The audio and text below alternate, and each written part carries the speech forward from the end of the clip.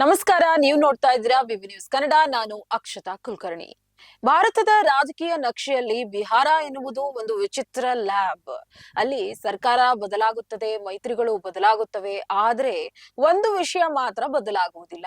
ಮುಖ್ಯಮಂತ್ರಿಯ ಹೆಸರು, ಅದುವೇ ನಿತೀಶ್ ಕುಮಾರ್. ಬಿಹಾರದಲ್ಲಿ ಯಾರು ಹೆಚ್ಚು ಗೆದ್ದರು, ಯಾವ ಮೈತ್ರಿ ಅಧಿಕಾರದಲ್ಲಿದ್ರು, ಮುಖ್ಯಮಂತ್ರಿ ಆಗುವುದು ಒಂದೇ ವ್ಯಕ್ತಿ, ನಿತೀಶ್ ಬಾಬು. ರಾಜಕೀಯದಲ್ಲಿನ ಕೆಮೇಲಿಯನ್ ಮಾಸ್ಟರ್ ಎಂದ್ರೆ ಇವರೇ.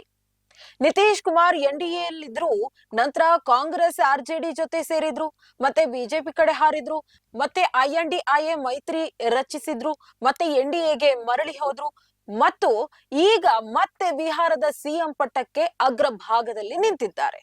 ಹೌದು ಸ್ನೇಹಿತರೆ, ಮೈತ್ರಿಗಳು ಬದಲಾಗಬಹುದು, ಆದ್ರೆ ಸಚಿವ ಸಂಪುಟದಲ್ಲಿ ಮುಖ್ಯಮಂತ್ರಿಯ ಕುರ್ಚಿ ಅವ್ರದೇ ಫಿಕ್ಸ್. ಇಂದಿನ ತನಕ ಒಟ್ಟು 9 ಬಾರಿ ನಿತೀಶ್ ಕುಮಾರ್ ಮುಖ್ಯಮಂತ್ರಿಯಾಗಿ ಪ್ರಮಾಣ ವಚನ ಸ್ವೀಕರಿಸಿದ್ದಾರೆ. ಹೌದು, ಬರೋಬ್ಬರಿ 9 ಬಾರಿ. ಮತ್ತು ಕುತೂಹಲಕರ ಸಂಗತಿ ಏನಂದ್ರೆ, ಅವರು ವಿಧಾನಸಭೆ ಚುನಾವಣೆಯಲ್ಲಿ ನೇರವಾಗಿ ಸ್ಪರ್ಧಿಸಿದ್ದು ಕೇವಲ 3 ಬಾರಿ. ಅದರಲ್ಲೂ ಕೊನೆಯ ಬಾರಿ ಸರಿಸುಮಾರು 30 ವರ್ಷಗಳ ಹಿಂದೆ. ಆದ್ರೂ ಅವರು ಇಂದು ಬಿಹಾರದ ಅತ್ಯಂತ ದೀರ್ಘಾವಧಿಯ ಸಿಎಂ. ವಿಧಾನಸಭೆಗೆ ಸ್ಪರ್ಧಿಸದೆ MLC ಆಗಿ ಸಿಎಂ ಆಗುವುದು ಇದೀಗ ಬಿಹಾರದ ರಾಜಕೀಯದ ಹೊಸ ಮಾದರಿ. ಕಾನೂನು ಪ್ರಕಾರ ತಪ್ಪಲ್ಲ, ಆದ್ರೆ ರಾಜಕೀಯವಾಗಿ ಇದು ನಿತೀಶ್ ಕುಮಾರ್ ಅವರ ಸ್ಪೆಷಲ್ ಫಾರ್ಮುಲಾ. ಮೊದಲ ಬಾರಿಗೆ 2000 ಮಾರ್ಚ್ 10ರಂದು ಸಿಎಂ ಆಗಿ ಪ್ರಮಾಣ ವಚನ ಸ್ವೀಕರಿಸಿದ್ರು. ಆದ್ರೆ 7 ದಿನಗಳಲ್ಲಿ ಬಹುಮತ ಸಿಗದೆ ರಾಜೀನಾಮೆ ಕೊಡಬೇಕಾಗಿ ಬಂತು. ಆದ್ರೆ 2005ರಲ್ಲಿ ಪೂರ್ಣ ಬಹುಮತದೊಂದಿಗೆ ವಾಪಸ್ಸಾಗಿ ಮತ್ತೆ ಅದೇ ಕುರ್ಚಿ, ಅದೇ ಶೈಲಿ. ಅದಾದ ಮೇಲೆ 2013, 2015, 2017, 2020, 2022, 2024 ಮೈತ್ರಿ ಬದಲಾಯಿತಾದ್ರೂ ಶಪಥ ಸ್ಥಳ ಮಾತ್ರ ಅದೇ, ಪಾಟ್ನಾ ರಾಜಭವನ. ಬಿಹಾರದಲ್ಲಿ ಪಕ್ಷಗಳ ಮೈತ್ರಿ ಎಷ್ಟು ಬದಲಾಗಿದೆ ಅಂದ್ರೆ, ಬಿಜೆಪಿ ಕಡೆಯಿಂದ ರಾಜಕೀಯಕ್ಕೆ ಬೆಂಕಿ ಹಚ್ಚಿದವರು ಇಂದು ಅವರ ಸಾಥ್ನಲ್ಲಿ ಕುಳಿತಿದ್ದಾರೆ.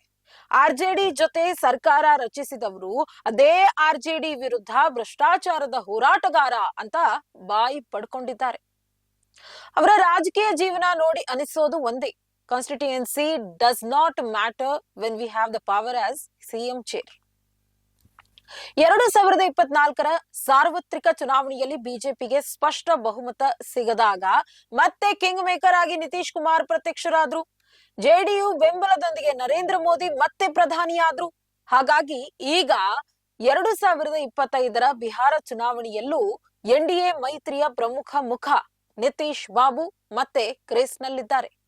ವಿಧಾನ ಪರಿಷತ್ ಸದಸ್ಯರಾಗಿ ಸಿಎಂ ಆಗಿರುವುದು ನಿತೀಶ್ ಮಾತ್ರವಲ್ಲ, ಉತ್ತರ ಪ್ರದೇಶದ ಯೋಗಿ ಆದಿತ್ಯನಾಥ್ ಮತ್ತು ಮಹಾರಾಷ್ಟ್ರದ ಮಾಜಿ ಸಿಎಂ ಉದ್ಧವ್ ಠಾಕ್ರೆ ಕೂಡ ಇದೇ ಮಾರ್ಗ ಅನುಸರಿಸಿದ್ರು.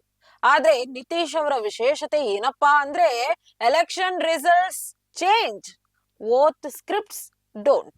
2025ರ ಬಿಹಾರ ಚುನಾವಣೆಯಲ್ಲಿ ಎನ್ಡಿಎ ಜಯಭೇರಿ ಸಾಧಿಸಿ ಆಯಿತು. ಆದ್ರೆ ಬಿಹಾರದ ಜನರಿಗೆ ಒಂದು ಪ್ರಶ್ನೆ ಮಾತ್ರ ಇದೆ, ಅದು ಯಾರು ಗೆಲ್ತಾರೆ ಅಲ್ಲ, ಅವರ ಪ್ರಶ್ನೆ ಇರೋದು ಮುಖ್ಯಮಂತ್ರಿಯಾಗಿ ಯಾರು ಶಪಥ ಸ್ವೀಕರಿಸ್ತಾರೆ. ಭಾಗಶಃ ನಿತೀಶ್ ಕುಮಾರ್ ಅನ್ನೋ ಚರ್ಚೆಗಳು ರಾಜಕೀಯದ ಅಂಗಳದಲ್ಲಿ ಓಡಾಡ್ತಾ ಇದೆ. ಇದೆಲ್ಲದಕ್ಕೂ ಉತ್ತರ ಇನ್ನೇನು 2-3 ದಿನಗಳಲ್ಲಿ ಗೊತ್ತಾಗಲಿದೆ. ಬಿಹಾರದಲ್ಲಿ ಅಧಿಕಾರ ಬದಲಾವಣೆ ಕಥೆ ಅಲ್ಲ, ಅದು ರೊಟೇಷನ್ ಅಷ್ಟೇ. ಮೈತ್ರಿಗಳು ಬರುತ್ತವೆ ಹೋಗುತ್ತವೆ, ಆದ್ರೆ ಸಿಎಂ ಕುರ್ಚಿಯ ಮಾಲೀಕ ಬದಲಾಯಿಸಲಾರದ ಕಾನೂನು ಅನ್ನೋದು ಬಿಹಾರದ ರಾಜಕಾರಣದಲ್ಲಿ ಇಲ್ಲಿಯವರೆಗೂ ಕಂಡಿರೋ ಸತ್ಯ. ಇದಾಗಿತ್ತು ಈ ಹೊತ್ತಿನ ವಿಶೇಷ. ನೀವು ನೋಡ್ತಾ ಇರಿ ಬಿಬಿ ನ್ಯೂಸ್ ಕನ್ನಡ, ಇದು ಕನ್ನಡಿಗರ ಧ್ವನಿ.